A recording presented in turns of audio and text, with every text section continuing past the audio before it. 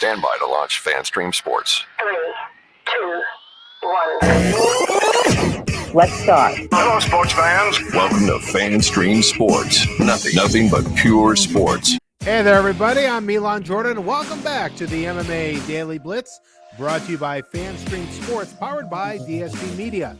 Be sure to like, share, and subscribe to this podcast wherever you get your podcasts. You also check out our YouTube page. You can follow me on Twitter as well, at Milan Jordan. All right, a couple of fighters in a conversation for MMA GOATs return to the octagon this weekend. But before I get to that, let's take a look back to last weekend in the world of mixed martial arts. One Fighting Championship held a couple of events in Bangkok, Thailand, including one on Prime Video 7. The main event was a bantamweight rematch between Fabricio Andrade and John Lineker. The first meeting 4 months ago ended in a no contest. This time, there was little doubt. Andrade pounded Lineker for the better part of 4 rounds, and Lineker was bloodied and battered, prompting his corner to stop the fight between the 4th and 5th rounds. And Fabricio Andrade walks away with the undisputed 1FC Bantamweight Championship. Bellator was back in action as well, returning to Dublin, Ireland this past weekend for Bellator 291. The main event was for the Bellator Welterweight Championship between champion Yaroslav Amosov and interim champ Logan Storley. Amosov was the champ, but then went to fight in the war in his native Ukraine, so Storley won the interim belt in the meantime. But this fight was all Amosov. A near perfect performance, winning by unanimous decision to become the undisputed Bellator welterweight champion. Yaroslav Amosov is now a perfect 27-0 in his career, 8-0 in Bellator MMA. After the fight, Amosov said he's the best welterweight in the world and certainly has a strong case. His 27-fight win streak is the longest current streak in all of MMA. The UFC had a fight night card, I should say, at the Apex this past Saturday. The main event, it was Brendan Allen defeating Andre Muniz by rear naked choke in round number 3. Augusto Sakai defeated Dontel Mays by unanimous decision, and Tatiana Suarez returned to the octagon, defeating Montana De La Rosa via guillotine choke in round number 2. Suarez improves to 9-0, 6-0 in the UFC with 4 finishes. For Suarez, Tatiana Suarez, this is her first fight in 3.5 years. Her last fight was a unanimous decision win over Nina Nunes back at UFC 238 in June of 2019. But again, Tatiana Suarez remains unbeaten after that long layoff and called out Rose Namajunas for her next fight. Will that fight come to fruition? Well, we shall see. All right, this weekend, next pay-per-view for the UFC, UFC 285 at T-Mobile Arena in Las Vegas. The main event is the return of Johnny Bones Jones for the vacant heavyweight championship. John Jones will make his heavyweight debut as he will take on number 1 contender Ciryl Gane.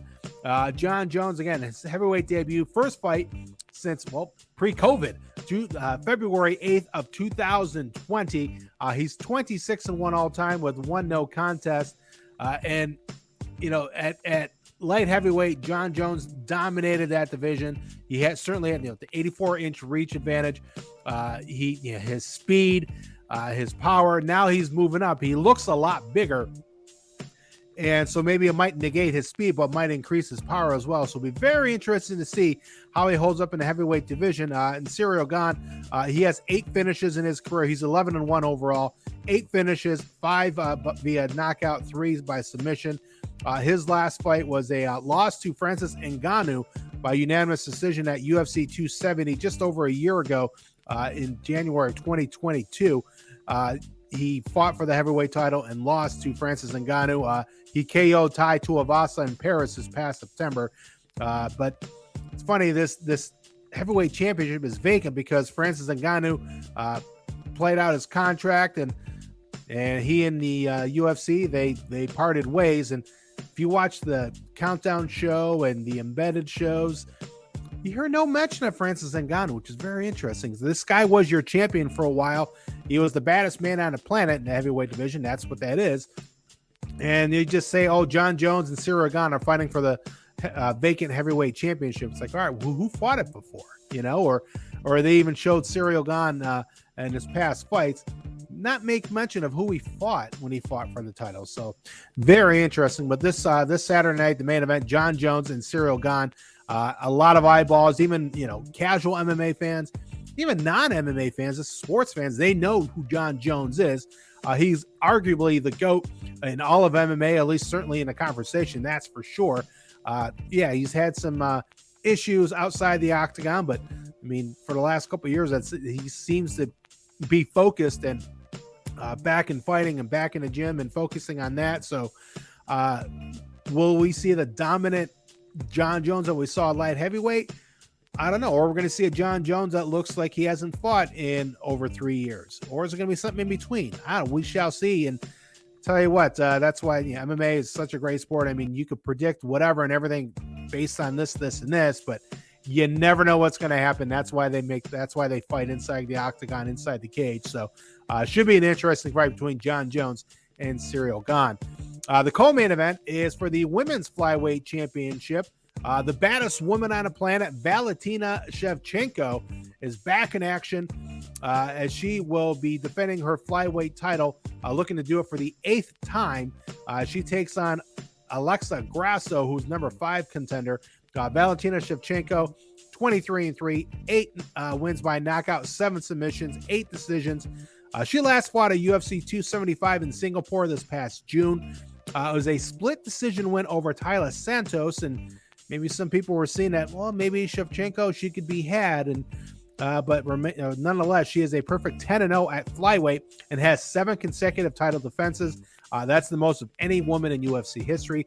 She's going for number 8 this Saturday in Vegas, and Shevchenko, I mean, she's just ultra focused, laser focused, and just like I said, she's the baddest woman on the planet.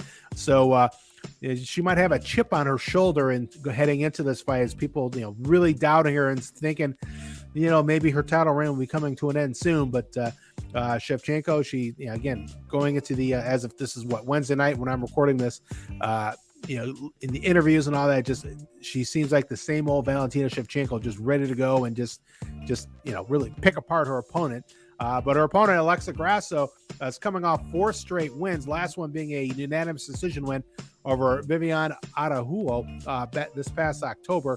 Alexa Grasso, 15-3, 4 wins by knockout, 1 submission, 10 decisions. So she has good cardio. She can go the distance. And, Valentina Shevchenko, she can do it all. She can end the fight quickly. She can submit. She can knock out. She can go the distance as well. So be a very interesting fight, and see which Valentina Shevchenko will come out on Saturday. And Alexa Grasso, for her, I mean, she might need to fight pretty much a near perfect fight or a perfect fight to defeat Bullet and her title reign.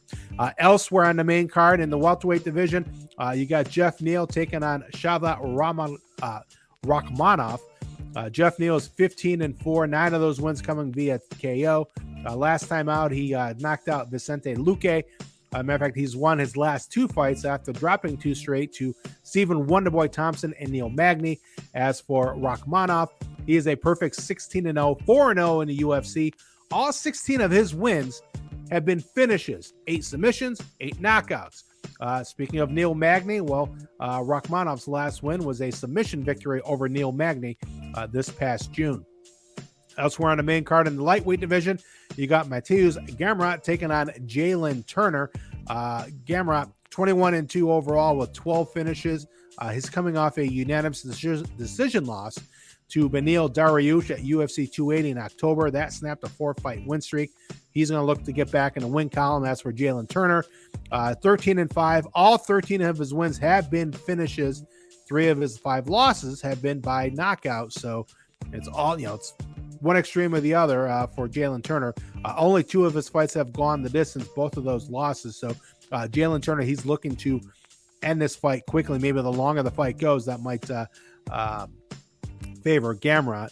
Jalen Turner, he's coming off a submission win over Brad Riddell last July, lasted just 45 seconds. 2 of his last 3 wins have been first-round finishes.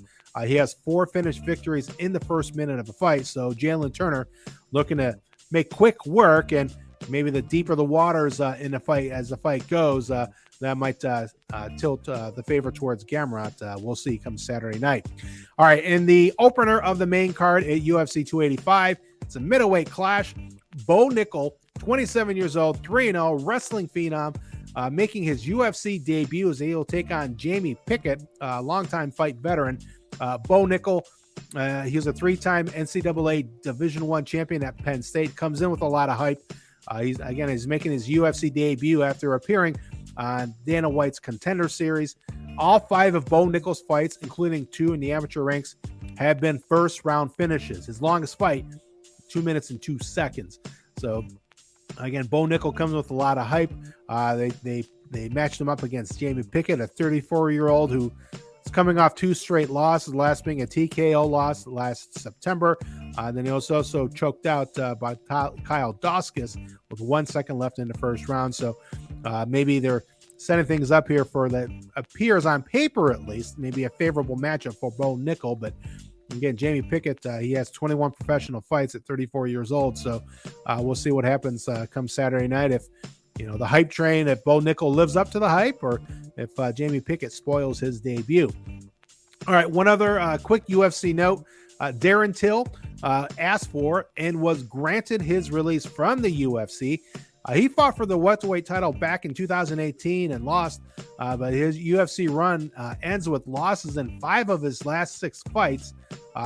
Last few fights he moved up to middleweight because he had problems cutting weight for a while at 170, so he fought at 185, and that's where his lone win was over his last 6 fights over Kelvin Gastelum, and that was his middleweight debut, but since then he's lost 3 in a row. Darren Till tweeted that he does have some big plans coming, but did not specify what. Bare Knuckle Fighting made some fight announcements involving a couple of former MMA champions. Former Bellator and UFC lightweight champ Eddie Alvarez will fight Chad Mendes in a 165-pound bout in April at BKFC 41, while another former UFC champion, Luke Rockhold, he'll also fight on that card against Platinum Mike Perry. So a couple of entertaining fights in the BKFC 41, again, come April. All right, folks, that'll wrap it up for this edition of the MMA Daily Blitz. As always, brought to you by FanStream Sports, powered by DSP Media.